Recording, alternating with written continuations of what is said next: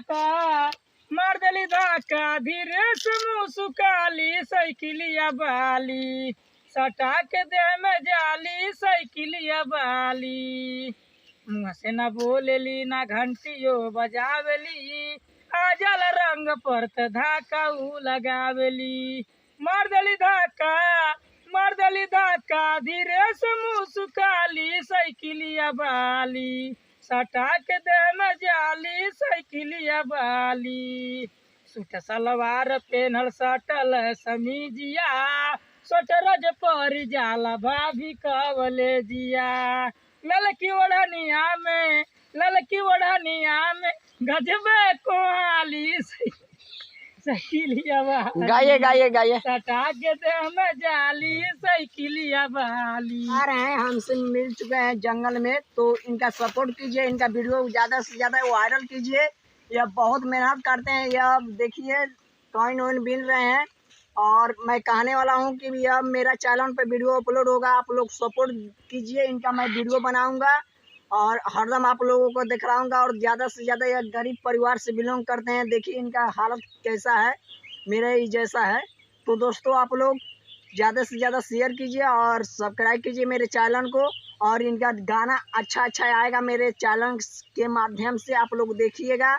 अच्छा गाना यह बहुत गाते हैं, बहुत अच्छा लगता है इनका। और सुना देते हैं, एक दो और सुना देते हैं और सुनाने जा रहे हैं, तो गाइए। जहिया से गईलू लहरी के भुलाइलू जिंदगी भइले सुनसान हो ये हो पुष्पा इतने बता द तू भइल का गलतिया तोड़ा दिल दिलावा हमारे हो तोरा त लालच रहे बस हमारा धन के हमारा बुझाइल के तू राबू हमरे बन के छोड़ी के पिजड़ावा उड़ी गईलू तू उजड़ गईल संसार हो किए हो पुष्पा इतने बता द तू भइल का गलतिया तोड़ा दिलू दिलावा हमारे हो।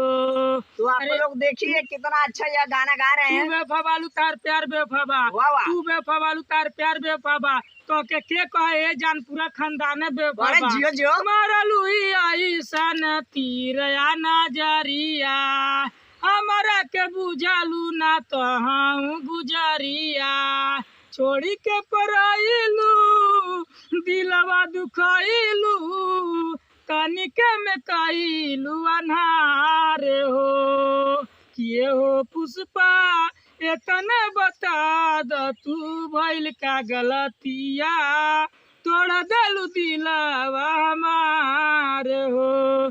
जय हिंद जय भारत। वाह वाह, मानना पड़ेगा इनको, बहुत अच्छा सॉन्ग इनका था, आप लोग सुने ही होंगे। तो इनका गाना को सपोर्ट कीजिए, गरीब परिवार से बिलोंग करते हैं। और इनका मैं वीडियो रोज अपलोड करूंगा, आप लोग मेरा वीडियो को इसको मिलियन क्रॉस कराएंगे भाई, यही उम्मीद है। तो मैं रोज इनका वीडियो अपलोड करूंगा, रोज अच्छा यह सॉन्ग भी गाते हैं, अच्छा कॉमेडी भी नया भी गाते हैं, बजाते हैं, ये बात नहीं है, सुई से लेके धागा तक काम करते हैं। जातड़ू त जाए पुष्पा छोड़ के तोहरे चलते लहरी खानी घोर के जाताड़ू त जाए पुष्पा छोड़ के तोहरे चलते लहरी खानी घोर के अखिया लड़ावलू हमरा के फंसा लिहलू सनी सुमेर के काहे दीवाना बना लिहलू अखिया लड़वलू ऐसन तू भोर के तोहरे चलते लारी कानी घोर के। अरे भाई हम बहुत गाते बजाते हैं, अब शाम हो गया, जंगल के आ रही हैं, अपना काम कर रहे हैं, अब जा रहे हैं घर। हमारा बीवी अब बच्चे इंतजार कर रहे होंगे हैं। एक गाना हमारा भी और है हैं, और हमारा शेयर कीजिए, तनी हमको देखिए पहचानिए। तो मैं कहना चाहता हूँ ये समझ लीजिए हमारे एरिया में बहुत काफी फेमस है, लेकिन इनका वीडियो कोई भी नहीं बना रहा था। शीशा चबाते हैं, आखिर सुई उठाते हैं, गोड़ पर एक गोड़ नहाते हैं, गाते हैं, बहुत कुछ करते हैं, घास से साइकिल उठाते हैं। इनका पास बहुत ज्यादा काला है। मैं इनका वीडियो नहीं बना पा रहा था क्योंकि अब मैं सोच रहा हूँ इनका वीडियो मैं बनाऊं। आप लोग यह वीडियो को ज्यादा से ज्यादा मिलियन क्रॉस कराएंगे, यही उम्मीद है आप सभी से। तो हमारा वीडियो को मिलियन क्रॉस कराइए और शेयर कीजिए। यह एक गरीब परिवार से बिलोंग करते हैं। बड़ा बड़ा स्टार कहाँ से कहाँ गए सब, बड़को घर के नचा के कौन तर हो तन बता दे। चल ठीक बा।